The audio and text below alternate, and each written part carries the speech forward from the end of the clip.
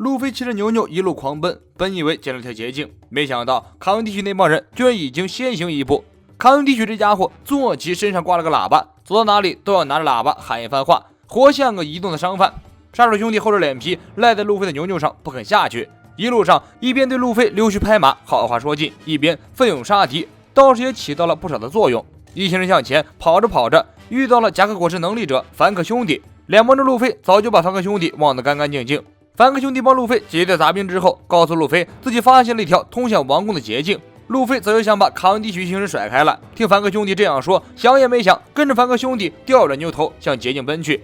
这小子真好骗！凡克兄弟悄悄露出阴险的笑容。凡克兄弟带着路飞来到一个人工凿开的矿山洞，告诉路飞里面就是捷径了。路飞十分高兴，道谢之后骑着牛牛冲了进去。凡克兄弟守在外面，脸上露出了得意的笑。这小子原来也是为了赏金，故意将路飞骗到这里，好找机会干掉他。不过恶人自有恶人磨，凡克兄弟还没高兴5分钟，一个身影突然从天而降，直接从身后将凡克兄弟秒杀。这个身影竟然是多弗朗明哥。干掉凡克兄弟，明哥慢慢悠悠地走进了山洞，在山洞的尽头与路飞狭路相逢。你是个蠢货吗？这种捷径的骗局都相信，完全没有一点危机感呀！随便来个人都能把你干掉了。明哥直接几招弹线将路飞的牛牛干掉。本来在顶上战争的时候，明哥对路飞颇为欣赏，路飞无论在什么时候都能聚集一大群人在自己身边帮助自己，这种能力不得不让人钦佩。然而见到本人后，明哥表示十分失望，原来本人这么蠢。牛牛被杀了，路飞掉进了深处的水中，失去了反抗的力气。原本明哥打算直接在这里将罗和路飞抹杀掉，但关键时刻杀手兄弟赶到，从背后偷袭明哥，结果发现这个明哥是个提线木偶的分身，众人这才松了一口气。如果明哥真身在的话，恐怕大家谁也跑不了。杀手兄弟告诉路飞，卡文迪许他们已经到达第2层了，现在应该抓紧时间追上去。路飞一听急了，本来以为这是个捷径，没想到居然是死胡同，无形中耽搁了很多时间。无论如何，自己一定要走捷径，没有捷径就自己造一条出来好了。路飞大吼一声，一招象枪直接捅穿了整个王宫高地，硬生生怼出了一条通向最上面第2层的捷径。随即路飞抱着罗照着洞口的边缘直接跳了上去，总算是赶上了卡文迪许一行人。德雷斯罗萨的另一个城镇，火焰和爆炸不断袭来，一片火海中，大剑藤虎与革命军2把手萨博激战正酣，这也算得上是顶尖高手间的对决了。萨博的水管术应对藤虎的剑术，打得藤虎节节败退。藤虎脚跟一定，短刀稍稍以外，一股重力死死压在萨博的身上，萨博立即化成火焰躲开，接着从侧面袭来，藤虎短刀一甩，地面瞬间崩塌，萨博龙爪掏向地下，将急速坍塌的地面拦住。藤虎直呼牛逼，不愧是革命军的2把手。萨博不屑一笑，拍马屁是没用的，今天让你见识一下什么他妈的才叫快乐星球。雷欧等人为了尽快将钥匙送到罗的手上，召唤了小人族的黄蜂部队，这个部队相当于小人族的加急快剑，速度非常快。但是由于罗宾、雷贝卡、巴托太重了，航空部队无法带着他们飞行，只能通过拖拽的方式带着他们滑行。罗宾一看这架势就懵了，这群小不点带着飞和跳崖有什么区别？雷欧二话不说，直接将3人从悬崖上踢了下去，巴托吓得阵阵惨叫。挣扎一会儿后，发现确实有缓慢的在空中滑行，至少是摔不死的。3人与路飞约定在花田第4层集合，乘着小人族的航空部队可以最快的速度赶往花田。陆地的国民看在空中漂浮的3人，贪从心起，举枪就打。他们3人可是悬赏犯，如果干掉了，可以去多弗朗明哥那里领赏的，简直如同挂在天上的金币一样诱人。巴图担心子弹打中罗宾前辈，想要展开屏障，不过这时候自己无法使用开启屏障的手势。情急之下，巴图想到了一个损招，直接脱掉裤子，准备来一个空中瀑布。下面的国民吓得直接放弃了赏金，四下逃开。寺庙工厂前面，弗兰奇与奶嘴哥打得难分难解。弗兰奇用机枪一顿乱扫，奶嘴哥利用果实能力在地下来回游动，轻松躲开弗兰奇的子弹。接着又潜到弗兰奇的身下，将弗兰奇擒拿住。弗兰奇用强力右手攻击，奶嘴哥再次潜水，不见踪影。在一旁观战的小人族打算偷偷撬开寺庙工厂的大门，于是喊话弗兰奇，让他务必拖住奶嘴哥。这一喊话让弗兰奇分了神，奶嘴哥直接冲过去，一招抱腰过背摔，将弗兰奇大头朝下狠狠摔在地面上。弗兰奇被连摔几次之后，意识到不能这样了，于是扯了个谎，将奶嘴哥骗走，自己跑去支援小人族。工厂内的小人族正在遭受虐待大骂，外面的小人族利用粉红风部队摆出一个个文字，提醒里面的奴隶把门打开，所有人都被骗了。小人族奴隶们看到这些文字愣了愣，很快大家反应过来，虽然他们并不知道事情的缘由，但是他们对同伴十分信任，说干就干。奴隶们群起而攻之，开始反抗战斗。小人族无论是力量还是速度，都比正常的大人族高出一大截。当他们开始认真战斗的时候，这些大人族根本不是对手，工厂瞬间被小人族搅乱，守卫们没有办法，只好请工厂的厂长肥胖女出山了。这个厂长也只是个弱鸡，他对付小人族的方法只有一个超大型吸尘器，火力一开，小人族就跑不掉了。小人族即将被吸尘器团灭的时候，弗兰奇从工厂外面徒手掰开了工厂的大门，如同终结者一般站在逆光之中。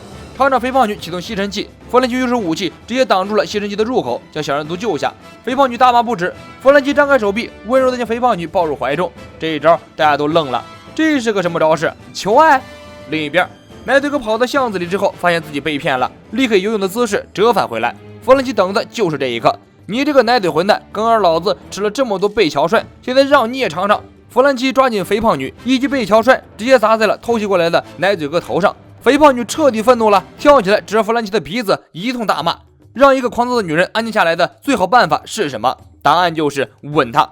弗兰奇抓住肥胖女的衣襟，直接吻了上去。肥胖女立刻闭嘴了，羞涩不已，让弗兰奇做她的男朋友。弗兰奇不屑一笑，被人吻了一下就心慌到这个程度，黄毛丫头的爱情简直就是恶心。弗兰奇再不理会肥胖女人，摆好了架势，与奶嘴哥继续激战。另一边是索隆和皮卡的激战，说是激战，但其实一点不激烈。皮卡除了炎热果实能力之外，没有什么优势了，剑术差的一批，根本上不到索隆。索隆与皮卡过了几招，就看穿了这货的底细，拿着一把大钝刀，砍人又砍不准，被攻击的时候只能变成岩石逃走，从其他地方再偷偷跑回来搞偷袭，这就是皮卡的全部招数了。索隆微微一笑，游戏已经结束了。索隆双刀在手，一顿狂风暴雨般的猛砍，皮卡被打的根本招架不住，不断后退。索隆嘲讽道：“就你这副样子，还想拿下路飞的人头，简直就是做梦！”皮卡怒了，利用脚下岩石锁住下盘，接着一剑刺向索隆。索隆如同切菜一样，将岩石直接划开，眼看就要直接砍了皮卡的脑袋。皮卡慌了，融入到岩石中后逃到一边。这时，由空中向王宫高地挺进的罗宾三人正想飘过，皮卡瞅准时机，驱动巨大的石像向三人下手，巨大的拳头向三人怼过去。这个距离如果击中的话，三人恐怕就要像蚊子一样，当场变成血渍。索隆拔出第三把刀，以十分迅猛的步伐猛冲过去，三刀流1080烦恼风，三重刀锋掠过，直接将巨型石像砍成两半。这一招的威力，连藏在石像内的皮卡也受到波及，口吐鲜血。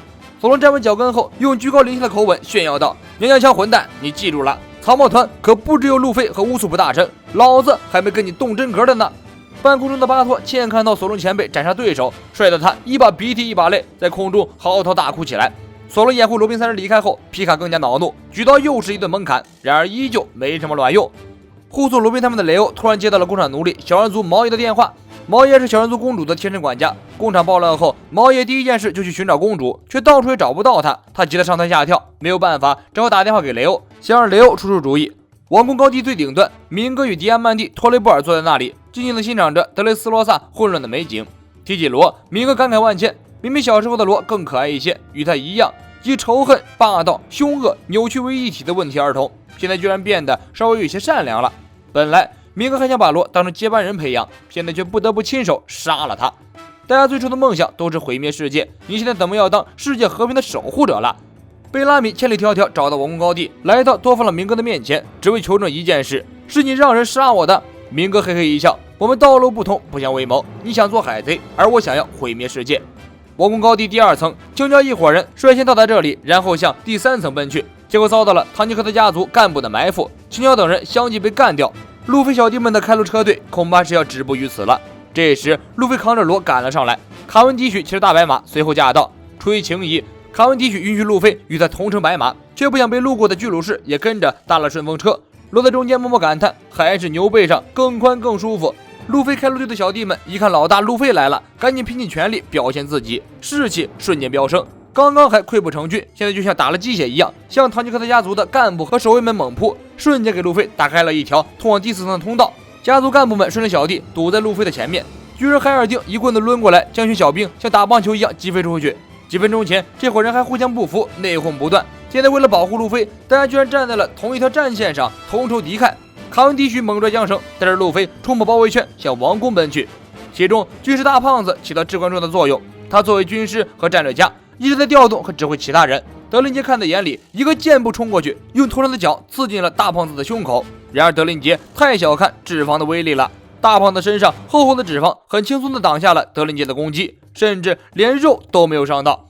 路飞四人骑在卡文迪许的白马上一路狂奔，四个人与多弗朗明哥都有一些爱恨情仇。大家都想亲手打败明哥，于是为谁有资格干掉明哥发生了激烈的争执，差点就打了起来。路飞气得赶卡文迪许下马，卡文迪许懵了，这明明是老子的马，是你该滚下马。路飞耍赖道，是你让我乘上来的。争着，白马拖着4人成功抵达第3层，在这里他们遭到了一大群巨大的玩偶士兵的伏击。卡文迪许一看这些玩具反应这么迟钝，还想来堵我们，是在开什么恶趣味的玩笑吗？